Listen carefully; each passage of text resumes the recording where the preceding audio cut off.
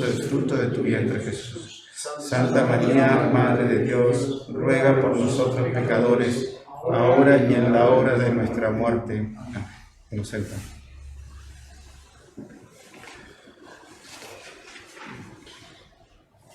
Monsignor John Clark, al comentar este evangelio de hoy, en su libro Lo inédito sobre los evangelios, comienza el comentario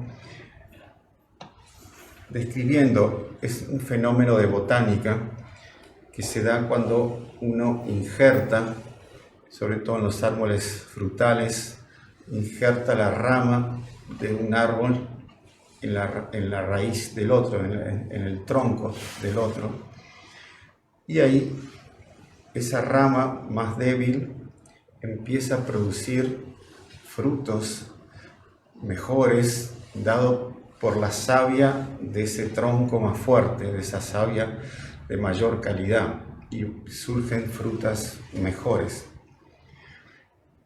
Él utiliza ese fenómeno de la naturaleza y de la botánica para mostrar cómo nosotros en el bautismo somos injertados en la vida de nuestro Señor Jesucristo, en la vida de Dios.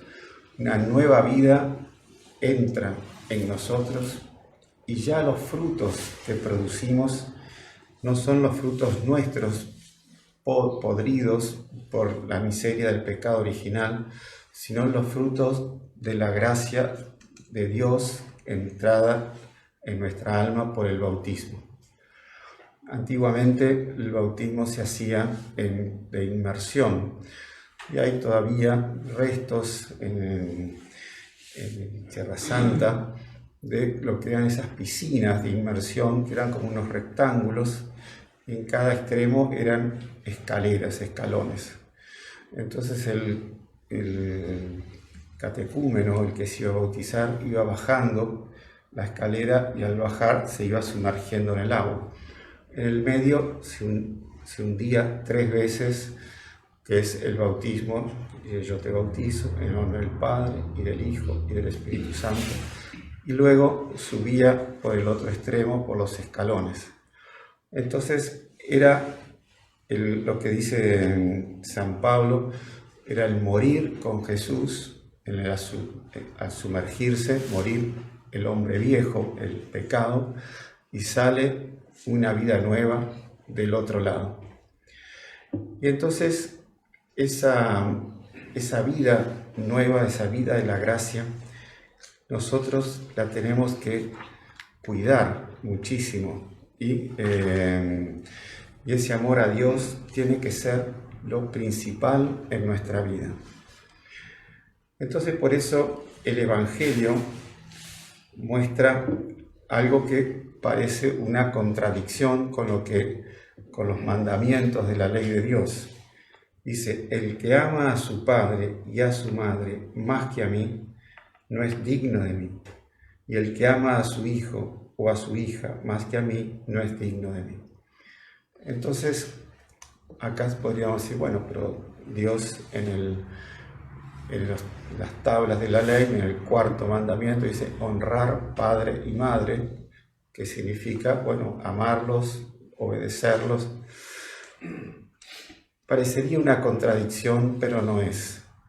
San Agustín la comenta muy bien, que dice: sería una contradicción si Jesús hubiese dicho: el que ama a su padre y a su madre no es digno de mí. O sea, si lo hubiese sacado el más que a mí. En el más que a mí está la coherencia, o sea que debemos amar a nuestros padres, a nuestra madre, o los padres a los hijos, pero debemos amar más a Dios que a ellos. Bueno, Jesús nos dio un ejemplo en su vida cuando a los 12 años él fue al templo y se quedó en el templo discutiendo con los doctores de la ley, y la Virgen y San José empezaban pasaron 3 días buscándolo. Y la Virgen le dice, algo así, ¿por qué no se has hecho esto? ¿No ves que tu padre y yo te andábamos buscando? Y él le dice, no sabías que tenía que ocuparme de las cosas de mi padre. O sea, en ese momento Jesús puso el amor al Dios Padre por encima del amor de la Virgen y San José. Y luego dice, volvió con ellos y les estaba sujeto, ¿no? O sea, que los volvió a obedecerles a ellos en la Sagrada Familia. Bueno, los santos también nos dieron ejemplos de eso, sobre todo el gran ejemplo que es muy comentado y muy famoso, es el ejemplo de San Francisco de Asís, en que el Padre no quería de ninguna forma que él tomase el rumbo de formar una orden y entrar en la pobreza total. Y ahí, bueno, San Francisco entrega todo al Padre y él dice, ahora puedo decir, Padre nuestro que estás en el cielo, y el obispo lo cubre, ¿no? En su desnudez. Pero también hubo familias que hicieron también de este mandamiento su ley, como la familia de Santa Teresita del Niño Jesús. Los padres de Santa Teresita eran, bueno, que son santos y que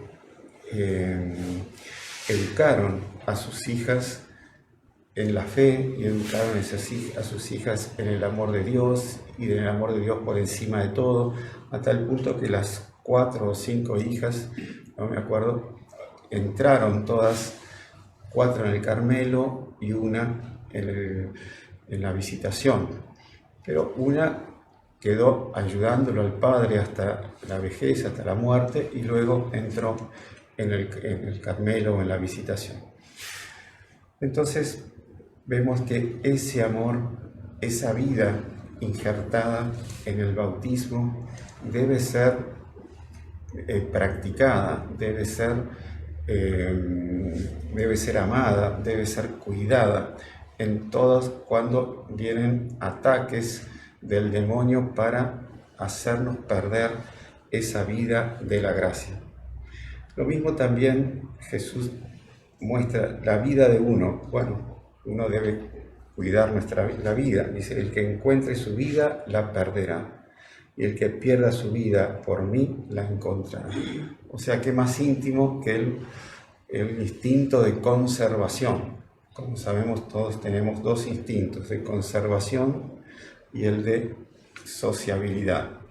O sea, el hombre quiere vivir su vida, quiere vivir, que es lo natural, y también relacionarse con los otros, tener amigos, tener una familia, tener conocidos, gente que lo quiere, gente con quien conversar, etc.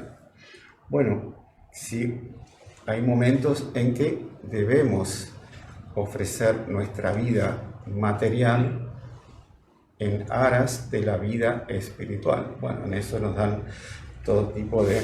Bueno, Jesús nos dio el ejemplo máximo, pero todos los mártires, ¿no? Nos muestran cómo que fueron con alegría a la arena a morir en las fieras, o degollados, o apedreados, o bueno, todo tipo, o quemados, como San Lorenzo en la parrilla, o San Vicente Mártir también en la parrilla. Pero ellos iban con alegría al martirio porque estaban siendo fieles a esa vida espiritual, a esa vida de la gracia de Dios. Bueno, ahí podríamos ir comentando parte por parte las distintas frases que que Jesús va, como dice, el que recibe a ustedes, me recibe a mí, y el que me recibe, recibe a aquel que me envió. O sea, como la primera lectura, la señora esa fina que con el marido hicieron esa casa, ese cuarto para el profeta Eliseo, y bueno, el profeta Eliseo le devuelve ese favor con la venida de un hijo que ella no tenía. Entonces ella, al recibir al profeta Eliseo, estaba recibiendo a Dios. Y seguramente en el juicio final, cuando Jesús le diga: todos aquellos que me vieron sin casa, o que me vieron sin alimentos, si me vieron enfermo, si me vieron preso y me fueron a visitar, ellos se van a salvar. Van a decir: ¿cuándo te vimos así? Bueno, en este caso, cuando el profeta Eliseo pasó y la señora le construyó la habitación. Bueno, entonces pidamos mucho a la Santísima Virgen siempre ser fiel a la gracia del bautismo, a la vida espiritual, a la vida de Dios que entró en nuestra alma por el bautismo. Y para eso el rosario, la comunión frecuente, la confesión frecuente, las lecturas espirituales, la vigilancia en materia de pensamientos, en materia de miradas, el huir de las ocasiones próximas de pecado, son todas cosas que van fortificando y van custodiando esa vida espiritual que es lo mejor, lo máximo que tenemos y que va a ser para siempre. En la eternidad, la vida que vamos a tener para siempre va a ser esa vida espiritual que comenzó con el bautismo. Bueno, pidamos a la Santísima Virgen esa gracia en el día de hoy. Ave María Purísima. Siempre con su vida.